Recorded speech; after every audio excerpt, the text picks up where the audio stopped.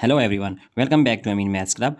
Today we have a nice Olympiad question, that simplification problem, which is square root of 30 plus square root of 6 over square root of 30 minus square root of 6. So we have to simplify this problem. So first of all, we are going to write, as we know that by exponential rule, if we have that square root of a times b, then it can be written as square root of a times square root of b. So now here 30 can be written as like 6 times 5, which is also equal to 30. So square root plus 6 square root over, similarly we are going to just factorize this 30, which is 6 times 5 square root minus 6 square root. Here that we are now going to use this identity here, then we get square root of 6 times square root of 5 plus square root of 6 over here square root of 6 times square root of 5 minus square root of 6.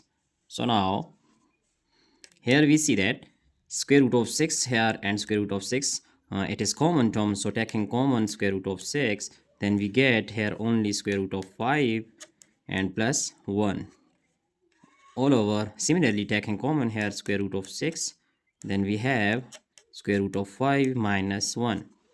Now we see that square root of 6 can be cancelled out with each other. Then we have square root of 5 plus 1 over square root of 5 minus 1. So here if we use conjugate, so multiplying by conjugate, using conjugate, that we have here the conjugate of this one is, here it is negative sign, so square root of 5 minus 1 multiplying by this, here it is 1, and similarly dividing by this 5 square root minus 1. So now here we see that at numerator we can write it like this, that 5 square root, so square root of 5, and here it is plus, so similarly it is plus because it is conjugate, so square root of 5 plus 1, then we take square, and similarly numerator here it is a minus b times a plus b. So we know that by exponential identity, that a square minus b square, which is equal to a plus b times a minus b. So here we get square root of 5 whole square minus 1 square. Then here we know that we have that exponential identity, that if we have a plus b whole square, then it will be equal to a square plus b square plus 2 times a times b. So it can be expanded like this, like square root of 5 whole square plus 1 square plus 2 times square root of 5 times 1 all over. Here we can cancel out this one, so we get 5 minus 1 square is equal to 1. Now